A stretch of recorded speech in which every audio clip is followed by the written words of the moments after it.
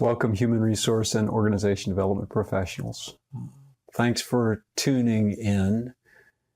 Today we're talking about how to give critical feedback to our peers. We don't have line authority, but we need to get a message across. I had the privilege yesterday of working with an intact team that was going through some issues. Someone had given feedback at a time and in a way that was not appreciated by someone else.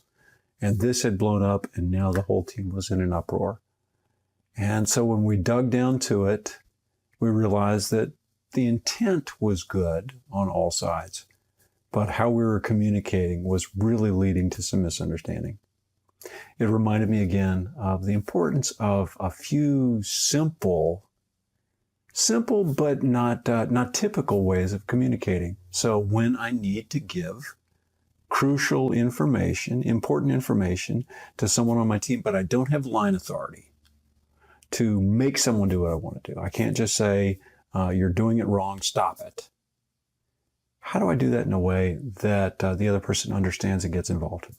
And so today, although there have been bestsellers that have been written, crucial conversations on how to do this. You don't need to plow through 300 pages. Listen for another 5 minutes or so, and we'll give you some key tips on how to improve how you give crucial feedback to your peers. So the challenge is how we give critical feedback to our peers.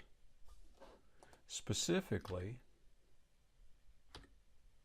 when you're asking for change, it's going to be tense. At some level, you're telling the other person, and you don't mean to do this, but you're telling the other person that their performance isn't up to snuff. Now, sometimes it's actually the work performance that needs to change. Their accomplishments, the products that they're giving you either aren't what you need in terms of quality or in terms of timeliness or some other metric or measure that you need in order to do your work. And at other times, it's their demeanor. It's how they're interacting with you. And while some people say that shouldn't matter, in fact, it really does. So we need to be able to address that. Silence really doesn't work. We're tempted to go to silence because it's uncomfortable to talk about. But it's usually a bad option.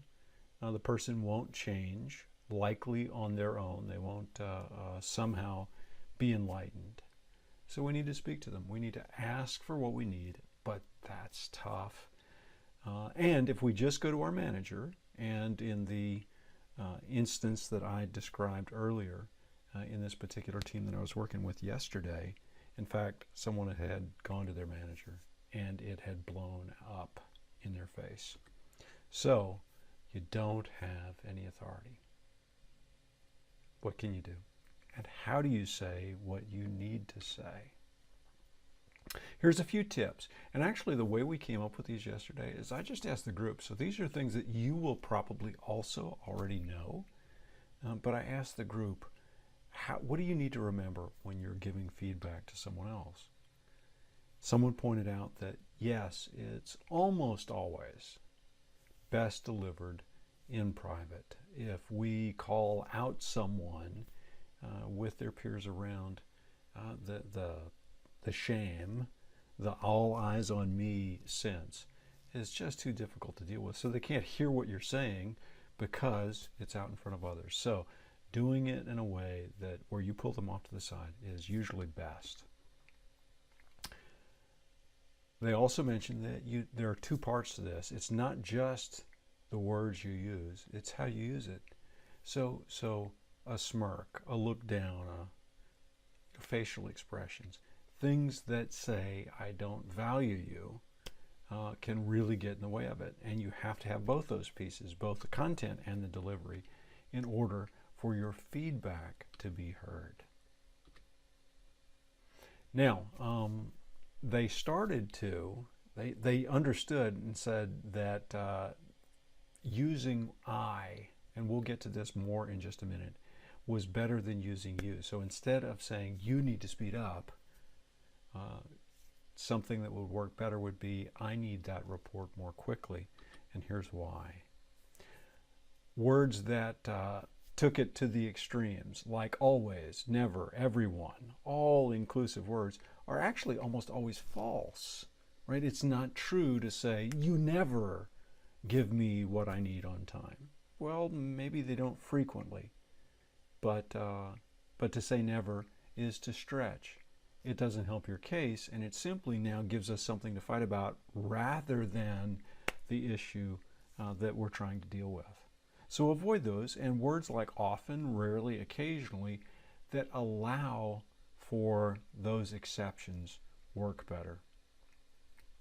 Also, use iMessages. Now, when I mentioned this to the group yesterday, in my experience, and actually iMessages have been out in management literature for decades, actually. But this group, and many groups today, haven't heard the term.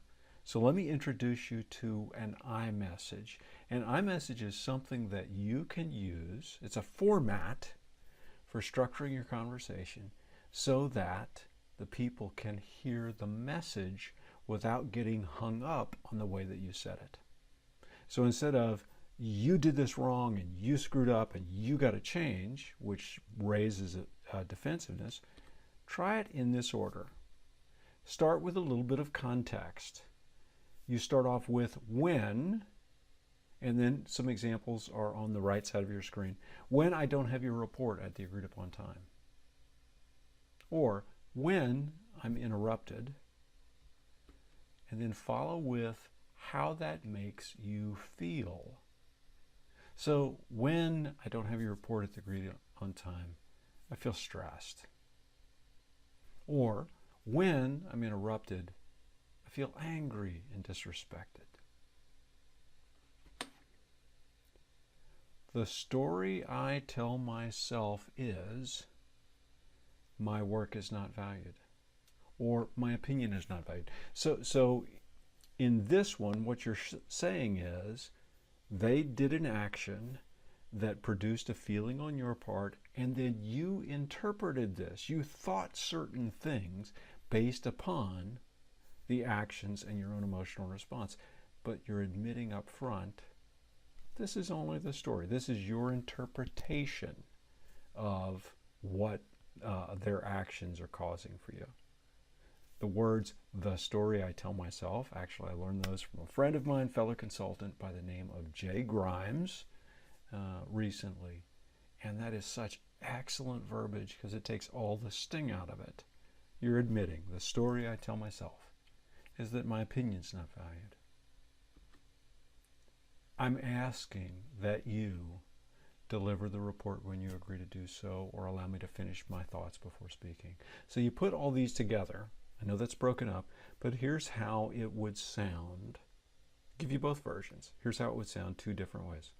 So when I don't have your report at the agreed upon time, I feel stressed.